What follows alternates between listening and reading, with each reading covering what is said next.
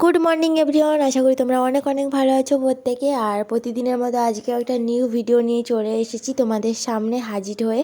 সকালবেলা উঠেই দেখো দেশি ডিম একটা ফাটিয়ে নিলাম, ফাটিয়ে পেঁয়াজ লঙ্কা সব কিছু নিয়ে নিয়েছি। আর এখানে পাউরুটিটা সেঁকে নিচ্ছি। আর এটা আমার বর কাজ থেকে আসার সময় নিয়ে এসেছে, মানে আজকের তো কাজ হলোই না, বেকার, তাই জন্য ফিরে আসার সময় নিয়ে এলো পাউরুটিটা।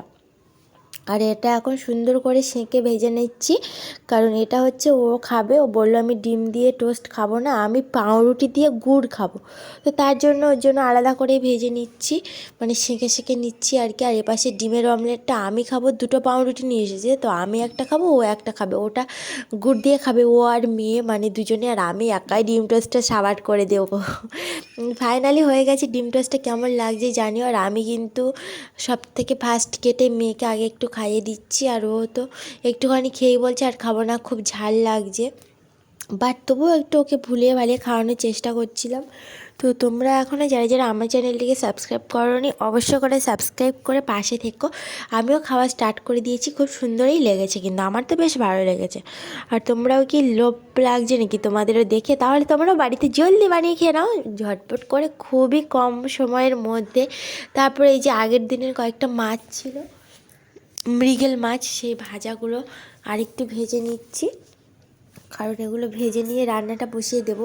আর উচ্ছেটা নেড়ে চেড়ে নিচ্ছি, কারণ উচ্ছেটা যদি তেলে আগে থেকে ভেজে নেওয়া যায় না, দিয়ে তো অনেকটাই কমে যায়। তোমরাও এটা বাড়িতে ট্রাই করে দেখতে পারো। আরও আজকের একটা তরকারি হবে, সেটা হলো বিটকপি ভাজা। তো তার জন্য আমি কাজবাজগুলো সেরে নিচ্ছি। হঠাৎ দেখলাম ফেরিওয়ালাকে ডাকলো এর বাবা, মানে জিনিসপত্রগুলো সব দিয়ে দিচ্ছে আর কি। কী সব ভাঙা পাইপ টাইপ রয়েছে, আর একটু লোহা রয়েছে, যতটুকুই হচ্ছে ততটুকুই দিয়ে দেবে, না হলে বাড়িতে খুব নোংরা হয়ে যাচ্ছে যেখানে সেখানে। তাই জন্য আজকেরও একটু বাগান সব কিছু পরিষ্কার করেছে। ওর বাবা তো আজকে কাজে যায়নি। তো ফাইনালি আমাদের স্নান হয়ে গেছে। আর এই যে খাওয়া দাওয়া করতে বসলাম, উচ্ছে কলা আলু দিয়ে মাছের ঝোল, কেমন লাগছে দেখতে জানিও। আর শাকটা পাতে নিয়েই নিচ্ছি, চলো খাওয়া দাওয়াটা সেরে নিই। ফাইনালি এখন ঘুম থেকে উঠে গেছি, উঠে মেয়েও উঠে গেছিলো।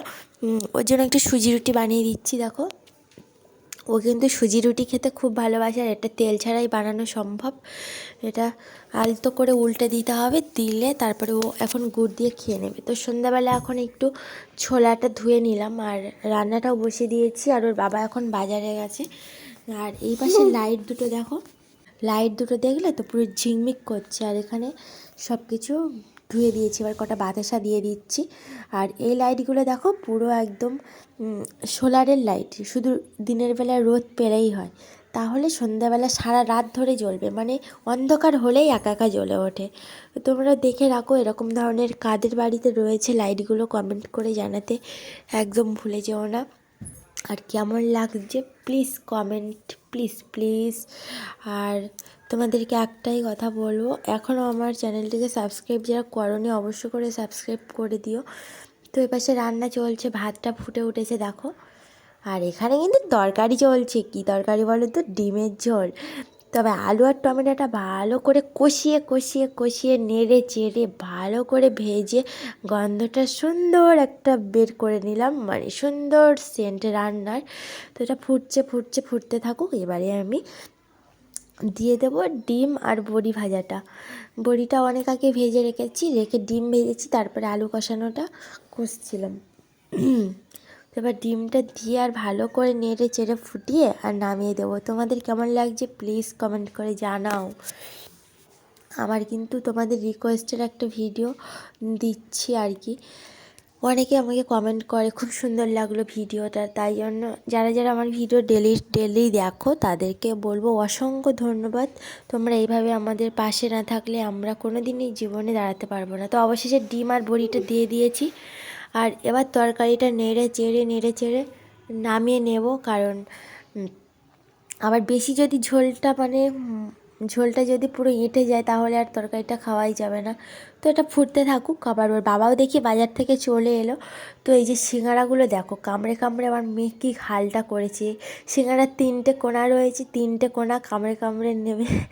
আর সসগুলো নিয়ে আমি ওর সাথে একটু পাকামো করছিলাম। আর ওই সিঙ্গাড়াটা বলছি আমার সিঙ্গাড়াটা একদম কামড়াবি না, ওই দুটো যা করেছি সেটাই খা। তো আমার কোনো কথা শুনলই না, সেটা নিয়ে কামড়াতে শুরু করলো। তারপরে বাজার থেকে দেখো কী কী সবজি নিয়ে এসেছে। টমেটো নিয়ে এসেছে বেগুন, ধনেপাতা, আরও নিয়ে এসছে বিন কড়াই, আরও নিয়ে এসছে ভাঙল মাছ না ভাঙাল মাছ কিছু একটা বলে, ফুলকপিও নিয়ে এসেছে। তাই জন্য আমি এগুলোকে ধুয়ে ভালো করে জল ঝরাতে দিয়েছিলাম। আর এবার আমি ভেজে নেব কড়াইটা গরম করে। ফাইনালি কড়াইটা গরম করতে আমি দিয়েই মানে গেছিলাম মাছটা ধুতে। তো তারপরে চলে এলাম, এসে কড়াইতে আমার রান্না তো জানোই, কড়াইতে লবণ আর হলুদ দিয়ে মাছটা ভেজে নিই। কারণ হাতে মাখাতে গেলে আবার সাবান দিতে হবে, তাহলে সিঙ্গাড়াটা তাহলে খাওয়া হবে না। তাহলে এইভাবেই রান্নাটা সেরে নিচ্ছি। তো সবাইকে বলবো গুড নাইট বন্ধুরা। আমার ভিডিওটা কেমন লাগলো, আমার মানে ব্লগটা ছোটোই ব্লগ দিই, যতটা দেওয়ার চেষ্টা করি, প্লিজ কমেন্ট করে জানিও। আর কিছু বললাম না, এবার আমরা ভাত খাওয়া দাওয়া করে মানে ঘুমাবো আর কি। দুপুর থেকে ঘুমানো হয়নি। তো সবাইকে টাটা।